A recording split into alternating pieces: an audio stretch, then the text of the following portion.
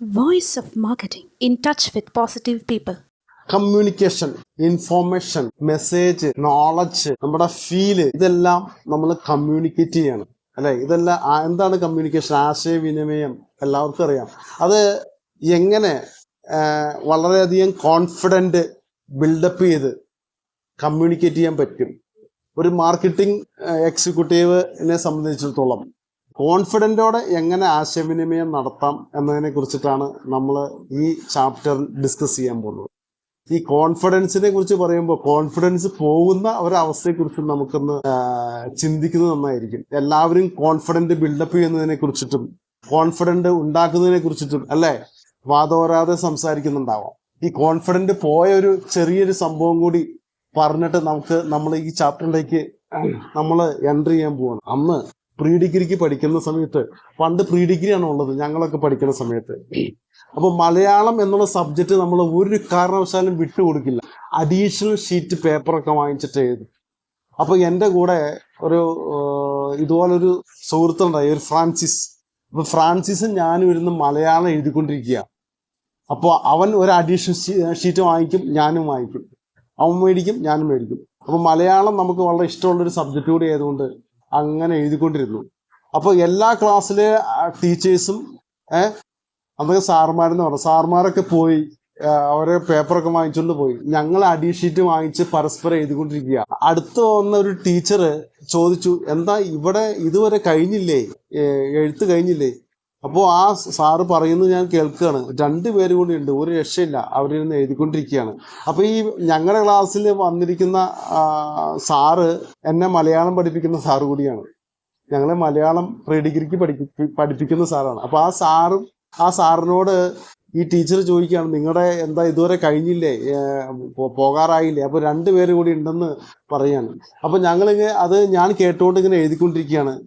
അപ്പോൾ അതിനുശേഷം ഈ സാറ്, എൻ്റെ ക്ലാസ്സിൽ നിൽക്കുന്ന സാറ് ആ ടീച്ചറോട് പറയാണ്, ആ ഇരിക്കുന്ന ആളില്ലേ, അത് എന്നെ ചൂണ്ടിയാണ് പറഞ്ഞത്, ആ ഇരിക്കുന്ന ആള് കുറെ എന്തൊക്കെയോ മലയാളത്തിൽ എഴുതി വെക്കുന്നുണ്ട്, എനിക്കൊന്നും വായിക്കാൻ പറ്റുന്നില്ല എന്ന് തമാശയോടെ പറയാണ്. അവിടെ പോയി എൻ്റെ കോൺഫിഡൻറ്റ്, അവിടെ ഞാൻ എഴുത്ത് നിർത്തി എന്നുള്ളതാണ്. അപ്പോൾ എഴുതി വെക്കുന്നൊന്നും, അയാൾ എന്തൊക്കെയോ കുറെ എഴുതി വെക്കുന്നുണ്ട്, പക്ഷെ ഒന്നും വായിക്കാൻ പറ്റണില്ല. അപ്പോൾ സാർ അതിലൂടെ പോയപ്പോൾ വായിക്കാൻ നോക്കിയിരിക്കാം. എന്നെ മലയാളം പഠിപ്പിക്കുന്ന സാർ കൂടിയാണ്, അധ്യാപകൻ കൂടിയാണ്. അപ്പൊ അദ്ദേഹം അങ്ങനെ പറഞ്ഞപ്പോൾ എൻ്റെ കോൺഫിഡൻറ്റ് അവിടെ പോയി.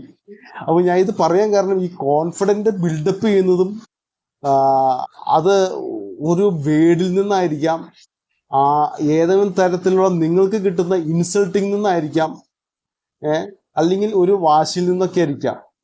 പലരും കോൺഫിഡൻറ്റ് ബിൽഡപ്പ് ചെയ്യുന്നത് നമുക്ക് കേൾക്കുന്ന പ്രഹരത്തിൽ നിന്നാണ്, നമുക്ക് കേൾക്കുന്ന മാനസികമായ പ്രഹരത്തിൽ നിന്നൊക്കെ ഉണർന്നായിരിക്കും ആ ഒരു എയിമിന് വേണ്ടി കുറച്ചുകൂടി കോൺഫിഡൻറ്റ് ബിൽഡപ്പ് ചെയ്യണേ. കോൺഫിഡൻറ്റ് ഈ ബിൽഡപ്പ് ചെയ്യുക എന്ന് പറഞ്ഞാൽ ഒരാളുടെ മോട്ടിവേഷനിലൂടെ മാത്രമല്ല ഈ ലോകത്ത് കോൺഫിഡൻറ്റ് ബിൽഡപ്പ് ചെയ്യുന്നത്. അല്ലാതുള്ള പല മേഖലകളും ഉണ്ട് അല്ലേ. പലരും പല ഇൻസിഡൻറ്റ്, പല സംഭവങ്ങൾ, അല്ലെങ്കിൽ നമ്മളെ മാനസികമായി പ്രയാസം ഉണ്ടാക്കുന്ന ഒരാളുടെ കളിയാക്കലിൽ നിന്നും ഇൻസൾട്ടിൽ നിന്നും എല്ലാം നമ്മുടെ കോൺഫിഡൻറ്റ് ബിൽഡപ്പ് ചെയ്യാൻ പറ്റും. ആ കോൺഫിഡൻറ്റ് ബിൽഡപ്പ് ചെയ്ത് ആ എയിമിന് വേണ്ടിയുള്ള ഒരു വർക്ക്, ആ എയിമിന് വേണ്ടി അത് സക്സസ് ആവുന്നതിന് വേണ്ടിയിട്ടുള്ള ഒരു വലിയ വർക്ക് ചെയ്താൽ ഉറപ്പായിട്ടും ഡെഫിനറ്റായിട്ടും നിങ്ങളുടെ എയിം സക്സസ് ആവും. അതിനുവേണ്ടി ശ്രമിച്ചാൽ, പരിശ്രമം ചെയ്താൽ അല്ലെ. അങ്ങനെ ഒരു കവിത കൂടിയുണ്ട്. കോൺഫിഡൻറ്റ് എന്ന് പറയുമ്പോൾ അതിൻ്റെ ബാക്കിൽ ഒരു ഹാർഡ് വർക്ക് ഉണ്ട്. ആ ഒരു എയിമിന് വേണ്ടിയുള്ള ഒരു വർക്ക്, ഒരു ബാക്ക് വർക്ക് ഉണ്ടാകണം എന്ന് ഞാൻ പറഞ്ഞു വെക്കുന്നു. അപ്പോൾ മാർക്കറ്റിങ്ങിനെ സംബന്ധിച്ചോളം ഞാൻ പറഞ്ഞു, മാർക്കറ്റിങ്ങിൻ്റെ സ്പന്ദനം എന്ന് പറയുന്നത് ഡെഫിനറ്റ്ലി കമ്മ്യൂണിക്കേഷൻ. അത്രമാത്രം ഇമ്പോർട്ടൻ്റ് കമ്മ്യൂണിക്കേഷൻ ഉണ്ട്. കമ്മ്യൂണിക്കേഷനിൽ ഫസ്റ്റ് വൺ ഞാൻ പറയാൻ ഉദ്ദേശിക്കുന്നത് സീഡ് വേർഡ് ഒരു കമ്മ്യൂണിക്കേറ്റ് ചെയ്യുന്ന ഒരു എക്സിക്യൂട്ടീവ് ഉണ്ടായിരിക്കണം എന്നാണ്. എന്താണ് സീഡ് വേർഡിങ് എന്നുകൊണ്ട് ഉദ്ദേശിക്കുന്നത്? നന്നായിട്ട് മധുരമായിട്ട് പഞ്ചസാര കളിക്ക് സംസാരിക്കുക എന്നുള്ളതല്ലല്ലോ സീഡ് വേർഡിങ് എന്ന് പറഞ്ഞാൽ. വളരെ സോഫ്റ്റായിട്ട് വളരെ ക്ലാരിറ്റി ആയിട്ടും ആ കസ്റ്റമറുടെ ഫേസിൽ നോക്കി നന്നായിട്ട് സംസാരിക്കാൻ കഴിയുക എന്നുള്ളതാണ്. നമുക്ക് കൊടുക്കാൻ പറ്റുന്നത് അവിടെ സ്നേഹമായിരിക്കണം, ഒരു മാനവികതയും മനുഷ്യത്വമൊക്കെ ആയിരിക്കണം, വളരെ റെസ്പെക്റ്റ് ആയിരിക്കണം കൊടുക്കാൻ പറ്റുന്നത്. അപ്പോൾ വളരെ സോഫ്റ്റ് ആയിട്ട് അദ്ദേഹത്തിന്റെ ഫേസിൽ നോക്കി വളരെ കാര്യങ്ങൾ കമ്മ്യൂണിക്കേറ്റ് ചെയ്യാൻ പറ്റണം. ഒരു പ്രോഡക്റ്റിനെ കുറിച്ചുള്ള അവയർനെസ്, അല്ലെങ്കിൽ ആ പ്രോഡക്റ്റിനെ കുറിച്ചുള്ള കസ്റ്റമറുടെ അടുത്ത് സംസാരിക്കുമ്പോൾ ആ പ്രോഡക്റ്റിനെ കുറിച്ചുള്ള നോളജ്, അതിൻ്റെ ഡീറ്റെയിൽസ് ആയിട്ട് അത് കമ്മ്യൂണിക്കേറ്റ് ചെയ്യാൻ പറ്റണം. അത് കൃത്യമായിട്ട് അദ്ദേഹത്തിന് മനസ്സിലാവുന്ന രീതിയിൽ ക്ലാരിറ്റിയോടെ പറയാൻ പറ്റണം. വളരെ അട്രാക്റ്റീവായിട്ട് ആ കാര്യം അവതരിപ്പിക്കാൻ കഴിയണം. ഇപ്പോൾ ഒരു സ്കീമൊക്കെ പ്രസന്റ് ചെയ്യുന്ന സമയത്ത് വളരെ അതിൻ്റെ ഓഫറുകൾ പറയുന്ന സമയത്തൊക്കെ ആ സ്കീം കൃത്യമായിട്ട് ഒരു ഇംപ്രസീവായിട്ട് അത് പ്രസന്റ് ചെയ്യാൻ പറ്റണം.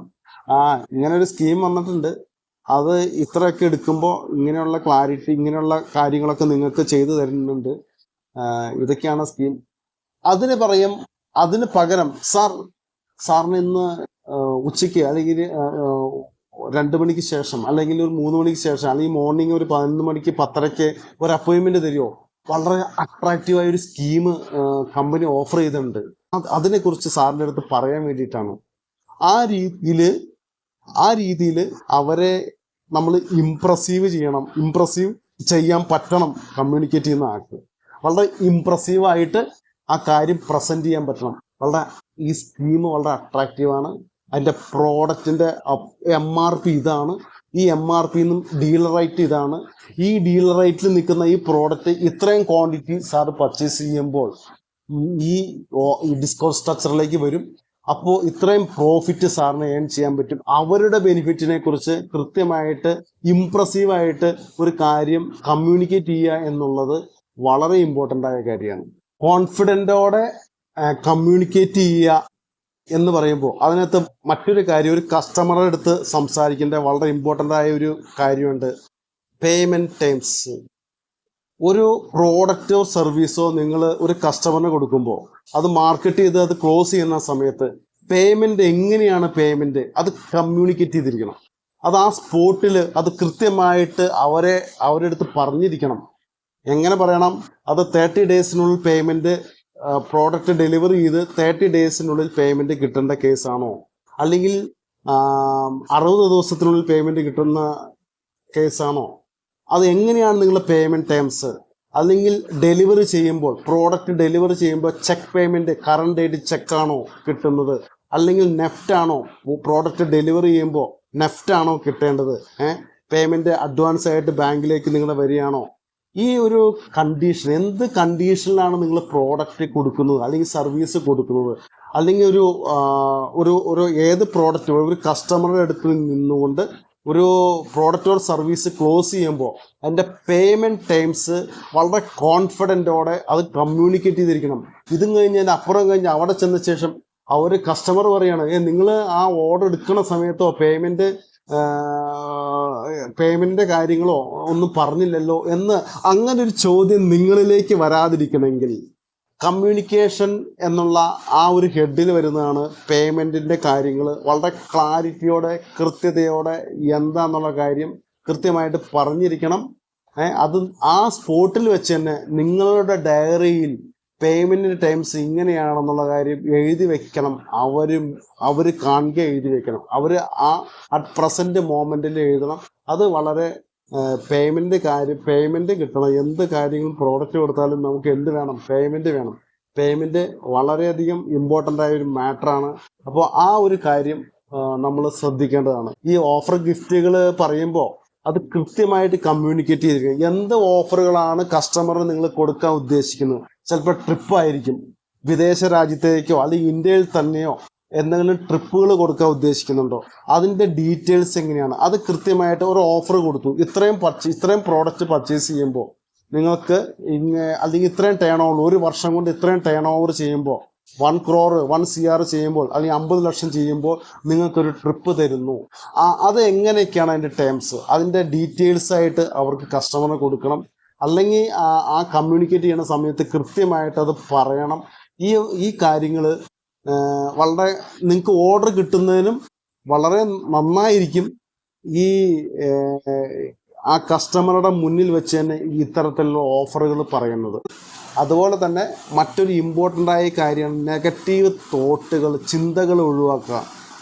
അയാളുടെ ഫ്രണ്ടിൽ ഇരിക്കുമ്പോൾ കമ്മ്യൂണിക്കേറ്റ് ചെയ്യാൻ നേരത്ത് ഇപ്പോൾ നിങ്ങൾ അയാൾ ഇട്ടിരിക്കുന്ന ഷർട്ടിലോ അല്ലെങ്കിൽ അവിടെ കൊടുത്തിരിക്കുന്ന പെയിൻറ്റിങ് വർക്കുകളിലോ ഈ പെയിൻറ്റിങ് അത്ര ബെറ്റർ ആയില്ല, നന്നായിട്ടില്ല, അല്ലെങ്കിൽ അദ്ദേഹം ഡീൽ ചെയ്യുന്നൊരു പ്രോഡക്റ്റ് ഈ പ്രോഡക്റ്റ് അത്ര ബെറ്റർ അല്ല, വേറൊരു പ്രോഡക്റ്റാണ് നല്ലത്, അവിടെയുള്ള പ്രോപ്പർട്ടീസിനെ കുറിച്ചിട്ടോ അവിടെയുള്ള മറ്റു ഏതെങ്കിലും ഒരു അവിടുത്തെ ഒരു അസറ്റിനെ കുറിച്ചിട്ടോ അല്ലെങ്കിൽ മൊത്തത്തിലുള്ള ഒന്നിനെ കുറിച്ചിട്ട് ഒരു നെഗറ്റീവ് ടോക്ക് നടത്തരുത്. നെഗറ്റീവായിട്ട് സംസാരിക്കാതിരിക്കുക എന്നുള്ളത് കോൺഫിഡൻ്റായിട്ട് ഒരു മാർക്കറ്റിംഗ് എക്സിക്യൂട്ടീവ് അല്ലെങ്കിൽ മാർക്കറ്റിംഗ് സെയിൽസ് എക്സിക്യൂട്ടീവ് ഒരു ഷോപ്പ് വിസിറ്റ് ചെയ്യുമ്പോൾ, ഒരു കസ്റ്റമറെ മീറ്റ് ചെയ്യുമ്പോൾ അവിടെയുള്ള പരിസരത്തിലുള്ള കാര്യങ്ങളെക്കുറിച്ചുള്ള നെഗറ്റീവ് ചിന്തകളും അത് ഒരു കാരണവശാലും അവരുടെ അടുത്ത് പറയുന്നതും ഒഴിവാക്കണം.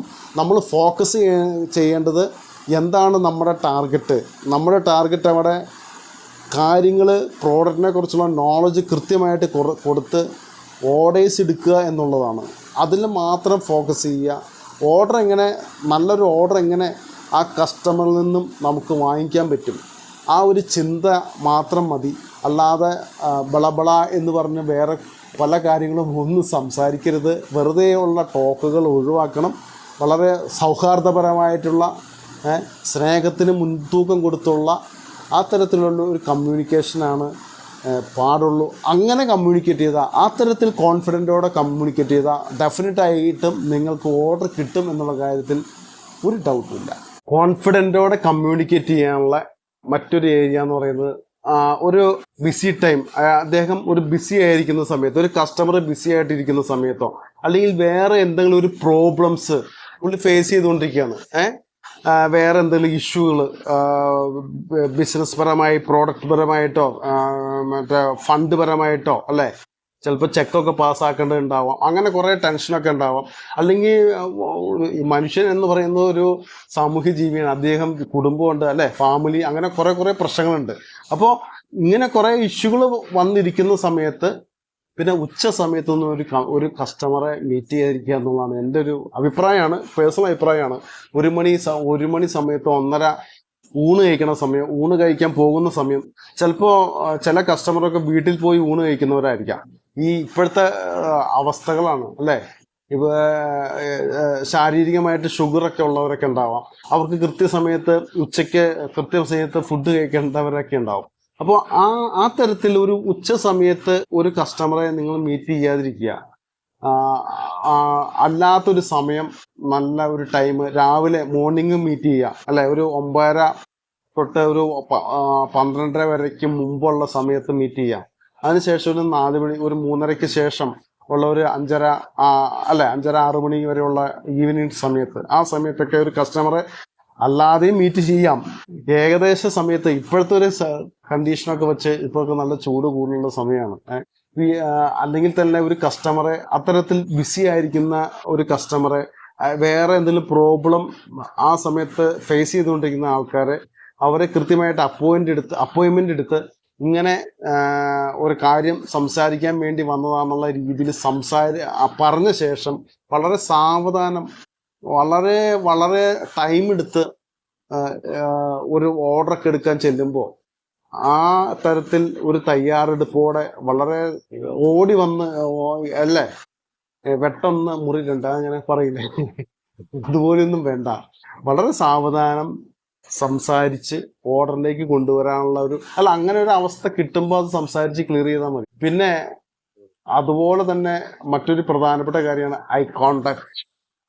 ഒരു കസ്റ്റമറെ കമ്മ്യൂണിക്കേഷനും ഐ കോണ്ടാക്റ്റും വളരെയധികം ബന്ധമുണ്ട് ഇല്ലേ.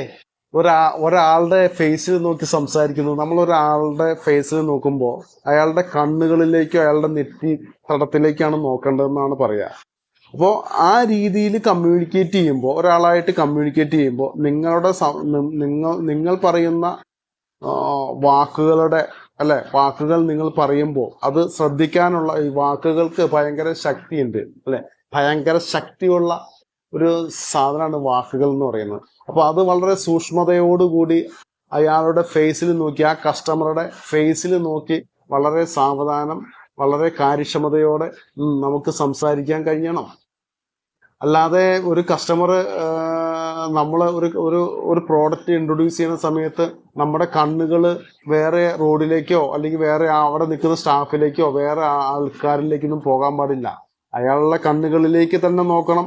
അല്ലെങ്കിൽ മിനിമം അയാളുടെ നെറ്റിത്തടത്തിലേക്കും നോക്കിക്കൊണ്ട് വേണം ഒരു കാര്യം കോൺഫിഡൻറ്റോടെ കമ്മ്യൂണിക്കേറ്റ് ചെയ്യാൻ. നമ്മളുടെ ഈ സബ്ജക്റ്റ് എങ്ങനെ കമ്മ്യൂണിക്കേഷൻ കോൺഫിഡൻറ്റോടെ നിർവഹിക്കാൻ പറ്റും. ചില ആളുകൾ ഷർട്ടൊക്കെ അവർക്ക് ഏറ്റവും ഇഷ്ടപ്പെട്ട ഷർട്ടുകൾ ഇട്ടുകൊണ്ട് പോകും, അല്ലെങ്കിൽ അല്ലെ നീല ഷർട്ട്, അല്ലെങ്കിൽ റെഡ് ഷർട്ട്, അങ്ങനെ അവർക്ക് കോൺഫിഡൻ്റ് ആയ വസ്ത്രങ്ങളുണ്ട്. അങ്ങനെ എല്ലാവർക്കും ഉണ്ടെന്നാണ് എൻ്റെ ഒരു ധാരണ. അപ്പോൾ ആ തരത്തിൽ ചിലപ്പോൾ ഒരു പെണ്ണ് പോലും കോൺഫിഡൻറ്റിനെ നമുക്ക് ഉയർത്തിക്കാട്ടുന്ന ഒരു സംഭവമാണ്. അവര് ഉദ്ദേശിക്കുന്ന ബ്രാൻഡിലുള്ള പെണ്ണ് ചിലപ്പോൾ ഡയറി എടുക്കാൻ വിട്ടുപോകണമെങ്കിൽ അത് വലിയൊരു ടെൻഷൻ ആവുന്നവരുണ്ട്. അപ്പോൾ ഇതൊക്കെ ഈ മാർക്കറ്റ് ഇരിക്കുന്നത് അതിൻ്റെ ഒരു മാനസിക തലത്തിലാണ് നിൽക്കുന്നത്. ഇതൊരു മാനസികമായി ചെയ്യുന്ന ജോബാണ്. അപ്പോൾ അതുകൊണ്ടൊക്കെ തന്നെ ഇങ്ങനെയുള്ള കാര്യങ്ങൾ നമ്മുടെ ഫിസിക്കൽ ബോഡി ഫിറ്റ് ഇതിനകത്ത് വളരെ ഇമ്പോർട്ടൻ്റ് ആണ്. നമ്മൾ ഒരു ഷോപ്പിലേക്കൊക്കെ വിസിറ്റ് ചെയ്യാൻ നേരത്ത് കോൺഫിഡൻറ്റ് ബിൽഡപ്പ് ചെയ്യാൻ വേണ്ടി നമ്മൾ വേർപ്പൊക്കെ ഉണ്ടെങ്കിൽ അല്ലെ ഒരു കർച്ചീഫ് കൊണ്ട് അതൊക്കെ ക്ലിയർ ചെയ്ത് ബൈക്കിലൊക്കെ വരുന്നവരാണെങ്കിൽ, ഇപ്പൊ പലരും കാറിലൊക്കെയാണ് വരുന്നത്. അപ്പോൾ ബൈക്കിലൊക്കെ വരുമ്പോൾ അതൊക്കെ വളരെ ഒരു ഫ്രഷ്നെസ് വന്ന് ഒരു നല്ല സ്മൈലും കൊടുത്തിട്ട് ഒരു ഷെയ്ക്കാൻ്റെ കൊടുത്തിട്ട് sir good morning, sir good morning എന്ന് പറഞ്ഞ് ആ ഒരു മാനസിക തലത്തിലേക്ക് വരുമ്പോൾ നമ്മുടെ കോൺഫിഡൻറ്റ് ബിൽഡപ്പ് ചെയ്യും.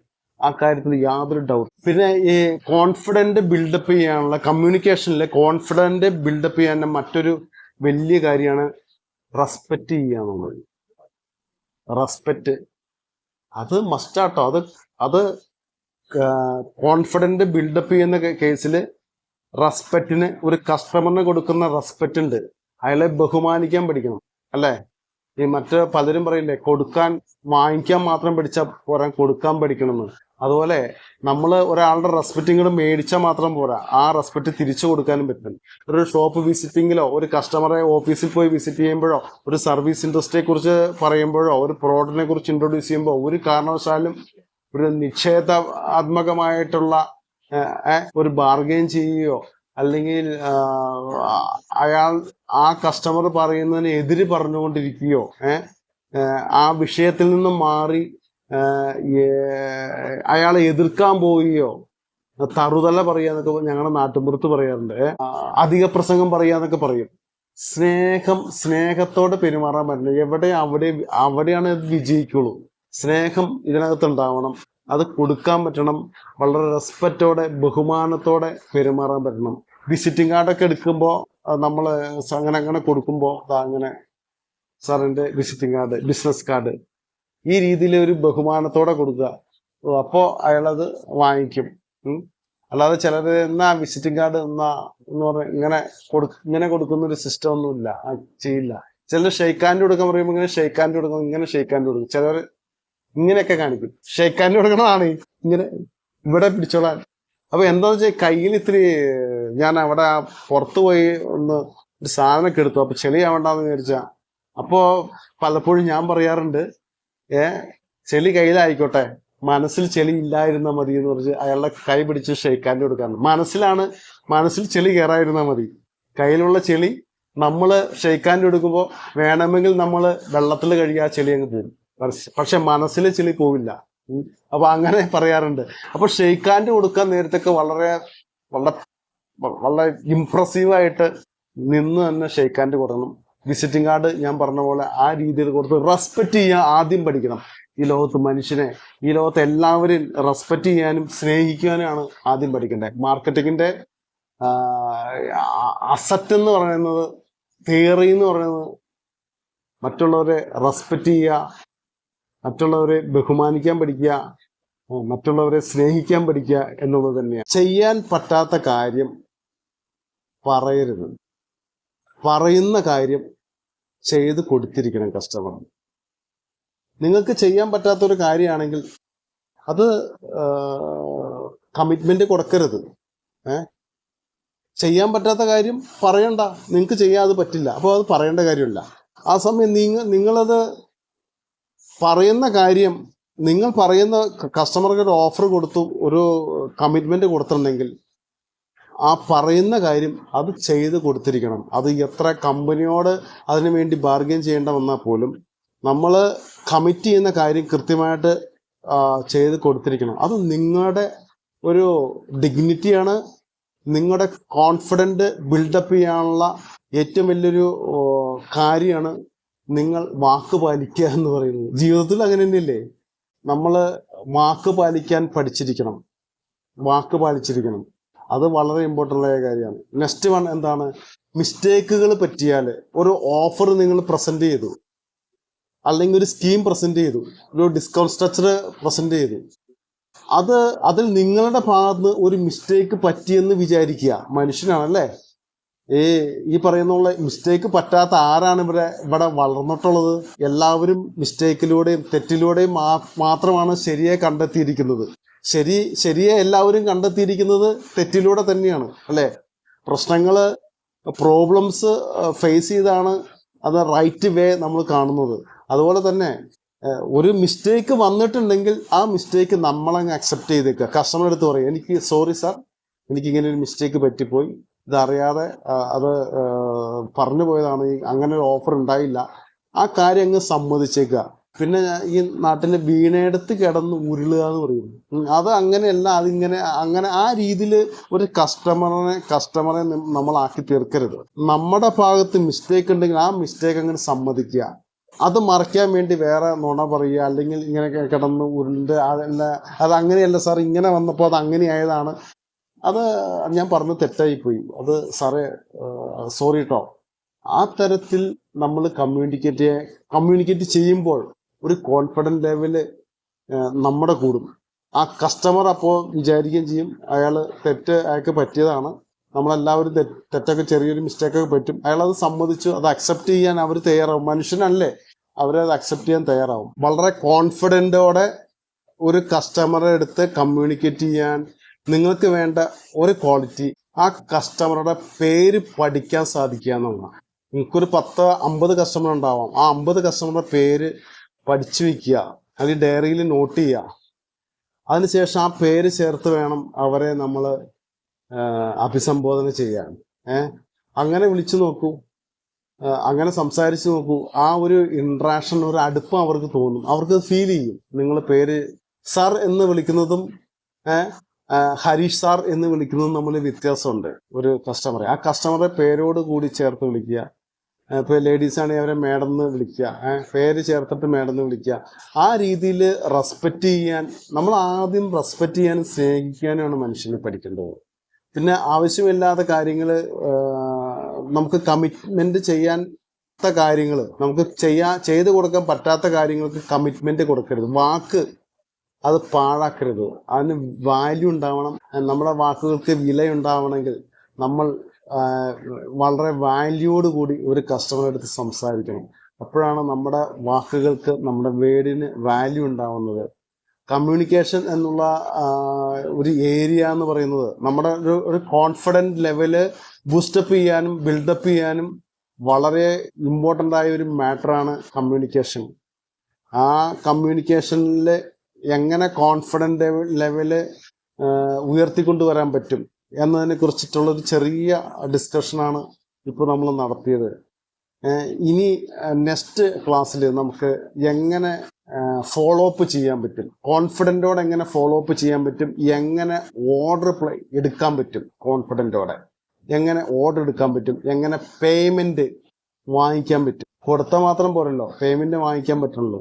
ആ കാര്യങ്ങളെ കുറിച്ചിട്ട് നെക്സ്റ്റ് ക്ലാസ്സിൽ അത് കോൺഫിഡൻറ്റോടെ എങ്ങനെ ചെയ്യാൻ പറ്റും, ഏതൊക്കെ ഏരിയകൾ അതിന് ബിൽഡപ്പ് ചെയ്യേണ്ടി വരും, അതിനെക്കുറിച്ച് നെക്സ്റ്റ് ക്ലാസ്സിൽ നമുക്ക് ഡിസ്കസ് ചെയ്യാം. അപ്പോൾ എല്ലാവർക്കും സ്നേഹം നിറഞ്ഞ നമസ്കാരം.